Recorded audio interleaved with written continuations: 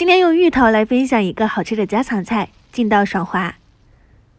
芋头清洗干净后放入蒸锅蒸熟，接着来准备一些香菇、木耳，提前用热水泡发。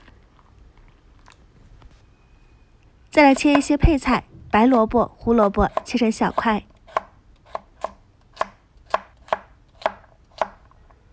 再准备一个洋葱，也切成小块。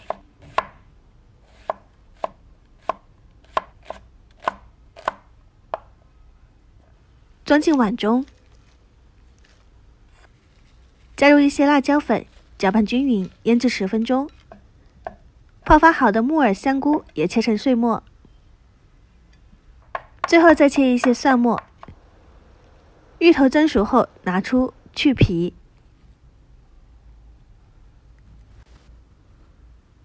放入碗中，加入少量的盐，用擀面杖捣成泥。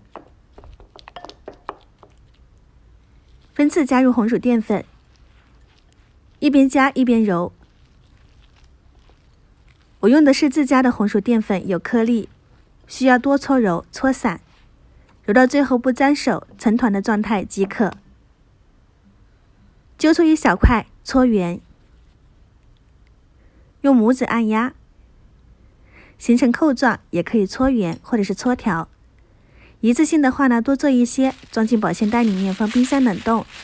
吃火锅、水煮或者是炒着吃也非常好吃。锅里面水开，放进去煮，煮至浮起，再煮2到3分钟即可。捞出来过冷水，口感会更加的劲道。这个形状好像扣子，用粗细管压一下的话呢，就会像蘑菇了。砂锅热油，下入木耳、蘑菇、蒜末煸香，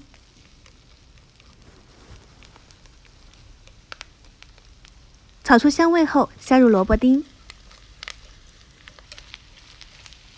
再次翻炒均匀，可以淋入一些生抽进去，放入芋头扣，盖上盖子焖5分钟。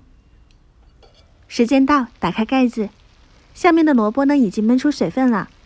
加一些蚝油、豆酱调味，用筷子再次翻拌均匀，真的非常的香，而且越煮越好吃。芋头这样做的话呢，也真的别有一番风味。出锅前撒一点葱花即可享用，想吃的朋友可以试一下哦。喜欢我的视频就关注我吧，我是夏妈，下期再见。